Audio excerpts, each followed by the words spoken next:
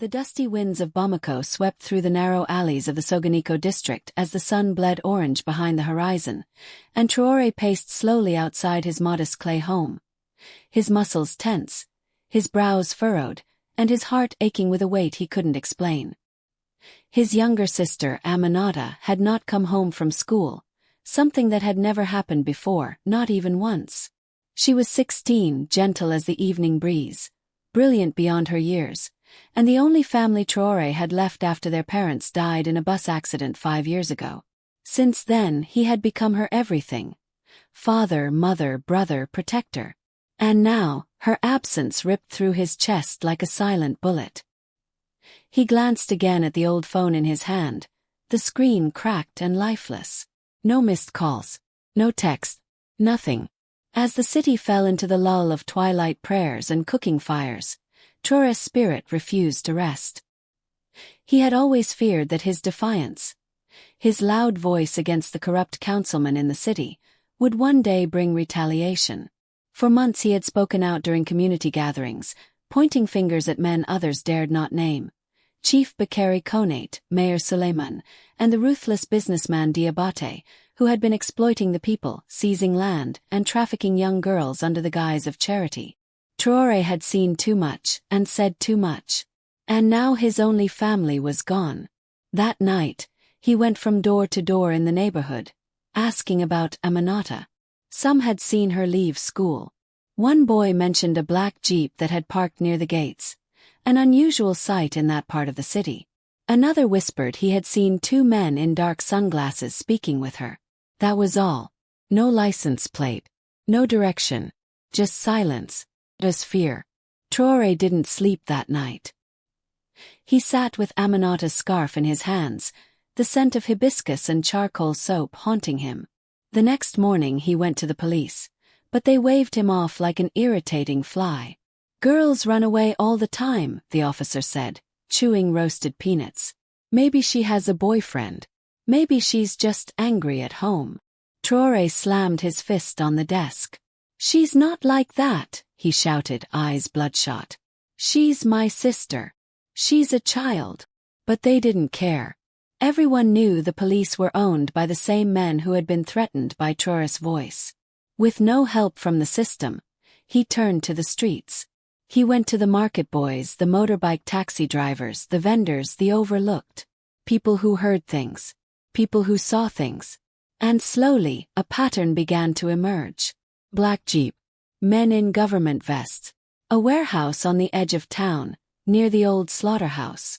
By the 3rd day, Traoré had gathered enough to know this was not random. This was a message. Punishment. A warning. But they had picked the wrong man to break. He didn't cry. He didn't beg. He went quiet and began preparing. The warehouse was guarded, but poorly. He spent nights watching from the shadows, sketching the routines, noting the guard shifts, the delivery hours, the smoking breaks. He borrowed a gun from a former soldier who had once fought alongside his father. He took knives from the butcher. He packed a flashlight, water, and Aminata's photo, folded carefully in his pocket. He fasted, he prayed. And on the 6th night, while the city celebrated a football victory, Traoré made his move. Dressed in black, barefoot, he crept through the high grass behind the warehouse like a shadow of vengeance. He climbed the back fence, crawled under barbed wire, and reached a window left carelessly open. Inside, the air was thick with sweat, mold, and the muffled cries of girls. His blood boiled, his fists clenched, but he remained calm. One by one, he silenced the guards. Not killed, but enough to make them regret ever waking up. He moved through the rooms, kicking open doors, whispering Aminata's name like a prayer. And then he heard her. Traoré. Her voice cracked with hope and fear. She was in a small room, tied, bruised, but alive. He rushed in, tears stinging his eyes, cutting the ropes with shaking hands. "I'm here, Amina. I'm here." She collapsed into his arms, sobbing. "I knew you'd come. I knew." He lifted her gently and carried her out, his heart burning, his soul roaring with a quiet fire. But as he reached the exit, a flashlight beam caught his face. "You!" a man sneered. It was Diabate himself, holding a pistol. "You think you can just walk away after this?" Traoré stared at him, eyes like molten fire. "You took the wrong girl." Then a shot rang out. But not from Diabate's gun. From the darkness, the old soldier had followed him. Hidden in the trees, guarding from afar. Diabate fell, screaming, his hand shattered. Traoré didn't flinch.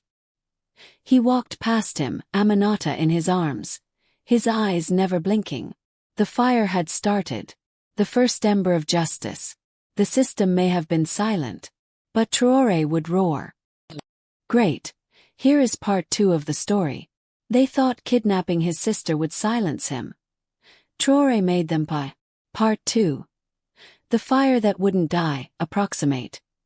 2,500 words, single paragraph. The days that followed were filled with both relief and rising fury. Though Aminata was safe, the bruises on her skin, the fear in her voice, and the nightmares that shook her awake at night were reminders of what she had endured, and what others were still enduring in silence. The warehouse, now abandoned, was quickly scrubbed clean by the powerful men who had orchestrated everything, but Traoré had seen too much to let it go. He nursed his sister, washed her wounds with water and salt, sang old songs their mother used to sing, but inside him burned something deeper than rage, a sacred duty. He knew that if he allowed this to be forgotten, if he walked away now, Aminata would never truly heal, and neither would he. The city would whisper of his bravery, yes, but whispers die fast in corrupt places. So Traoré took a different path. Not violence, but exposure. He had seen the inside of that warehouse. He had recorded Diabate's voice as he threatened him. He had hidden a small camera gifted by a friend during his university days, capturing everything from the chained girls to the symbols on the boxes that bore the government's mark. But to bring this to light, he needed more than just evidence. He needed a voice louder than his own. So he traveled. With Aminata recovering at a trusted elder's home, Traoré made his way to the capital, to Bamako's underground journalists, to the students, the activists, the bloggers who had long been hunted by the same system. He met with Geneba, a fierce and brilliant woman who ran an anonymous digital network that had exposed child labor rings and corrupt tax deals in the past. She believed his story not because it was shocking, but because it was familiar. "They always target the ones who speak," she said, her eyes hard as stone. Together they began building a case. They compiled interviews from other girls who had escaped. They traced the black Jeep to a rental service connected to Mayor Suleiman's brother. They followed the money trail that led from fake charity accounts to luxury estates on the city's outskirts. Every night, Traoré returned to Aminata, who slowly began smiling again, walking again, singing little songs while peeling mangoes in the kitchen. But he could still see the tremble in her fingers, the way she jumped at sudden noises.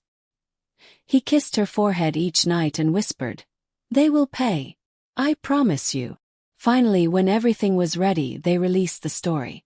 A digital bomb dropped at dawn, videos, photos, voice notes, testimonies, bank records. It spread like wildfire across social media, radio stations, universities. People had heard rumors for years, but now they had proof. Real, undeniable proof. The city erupted in outrage. Students marched. Mothers wailed in front of the mayor's house. Market women refused to sell food to government officials. The country's president, under pressure from international eyes, launched an emergency investigation. Chief Konate disappeared. Diabate was arrested while trying to flee the country in a disguise. Mayor Suleiman claimed innocence, but leaked audio soon tied him to everything. But justice in such lands is never easy. There were bribes, delays, fake witnesses. The courts moved slowly, trying to suffocate the movement under piles of paperwork. Traoré refused to sit quietly. He organized weekly protests. He stood on podiums with Aminata by his side, her voice now loud and clear as she spoke of survival, of pain, and of courage. More girls came forward. More families joined. What began as a personal fight became a national reckoning. And then, in a court filled with the scent of sweat, dust, and years of suppressed anger, the verdict came. Guilty. All 3 men sentenced to life. Traoré didn't cheer. He didn't cry. He just held Aminata's hand tightly and whispered, "It's over." But deep down he knew it wasn't. Justice had been served, but wounds take longer to heal. So he built a foundation in Aminata's name, a home for girls who had no one to fight for them, a place of healing, music, books, and laughter. And in the center of that home, a wall stood tall, with photos of every girl rescued, including Aminata, smiling in the light of a new day. People now called him a hero. Some wanted him to run for office. But Traoré always said the same words. "I didn't do this to lead. I did this because they thought silence was my only language. But I chose fire instead. And it burned them all." The city changed slowly. The police became more careful. The community louder. The silence that once protected monsters was gone. And under the wide African sky, with the mango trees swaying and children playing near dusty streets, Traoré sat by his sister as she read a book aloud. Her voice strong, her scars fading, and he finally allowed himself to smile, knowing that sometimes one man's pain can light a fire strong enough to wake a sleeping nation. If you'd like 15 to 20 image generation prompts for this story, for thumbnails, illustrations, or storytelling visuals, let me know. I can prepare them for you too.